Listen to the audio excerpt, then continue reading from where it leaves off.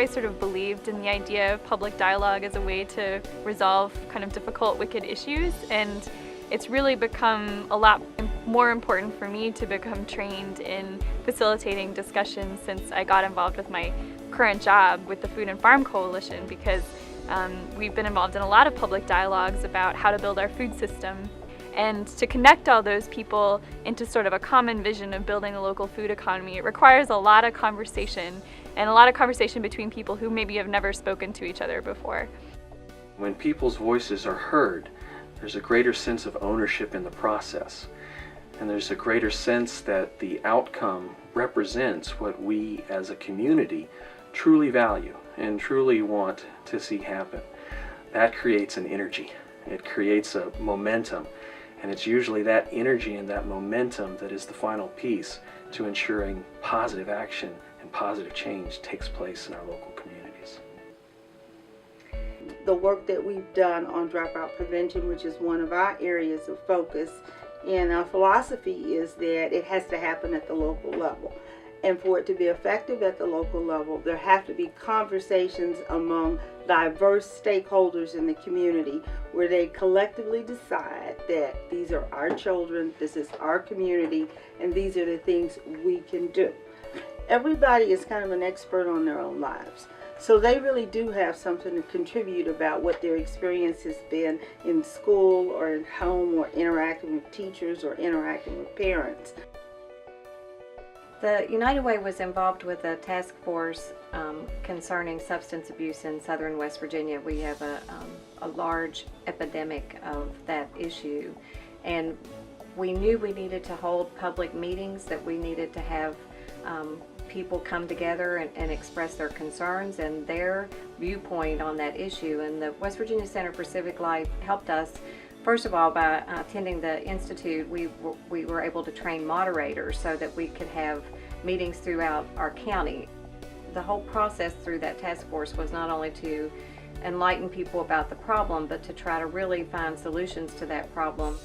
I mean, at this point in our history, present, future, or whatever, with so many sound bites and so much tension and polarization in the political environment, you know, we get torn in different directions, and we're told what it should be or what it shouldn't be, but we never get asked, you know, our own opinions, other than, for example, a poll that might come out. But it's only surface, and I think the opportunity to have beyond surface conversations with people about what's meaningful to them is so valuable. We can support what professors in the classroom and in the academic are trying to do by really leading students to critical thought, knowing that everything isn't black and white, and that there are gray areas and we might not agree, but there are things that we can come to consensus on. And I think everyone's minds expand, their worldview expands, and I think that's just very important in a National Issues Forum as a student at Wesleyan. And I remember it was about affirmative action, and I remember going into it thinking, I am all for affirmative action, and this is what I believe, and I was going to just run over, because I didn't have that experience. I was just going to run over my colleagues and my peers who disagreed with me. And I remember leaving that conversation thinking, maybe I didn't have everything figured out, and maybe, you know, there are some other factors that need to be considered. Particularly the small group discussions really brought out a lot of ideas that I think most of us hadn't seen before. We learned a lot about each other. A couple of new community groups formed as a result of those meetings. I saw young farmers find access to land that they'd been looking for months and months by connecting with extension agents, just through getting into those conversations about land access. We even ended up engaging with Senator Rockefeller, who held his own roundtable because he'd heard that the level of interest and excitement at these discussions was so vigorous and so big and swelling.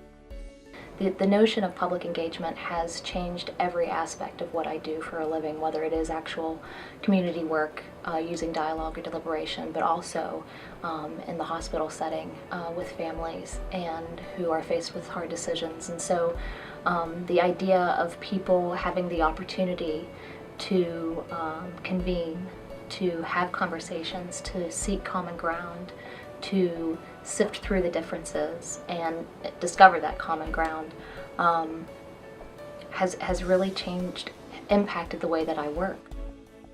I want to make that connection between the school system and the public, that we're in this together. I don't have all the answers. The school system doesn't have all the answers. And for gosh sakes, the government doesn't have all the answers. And the community doesn't either. But if we can get everybody to the table, butcher, baker, candlestick maker, if we can get them all there, that's where we're going to find the answers. I think what we've brought to this state is giving many people who, first of all, didn't understand that they had the right to have public dialogue, didn't understand that there are other people who feel the way they feel, and didn't understand that other people who feel differently have a point and have a place and have a position in life and in their communities. So I think that we open the eyes of a lot of people. We've had many people come through our training sessions now, and we've had policymakers involved, and I just think that there's a light that goes on in people's head when they understand the value of public dialogue and the right everyone has to deliberate issues.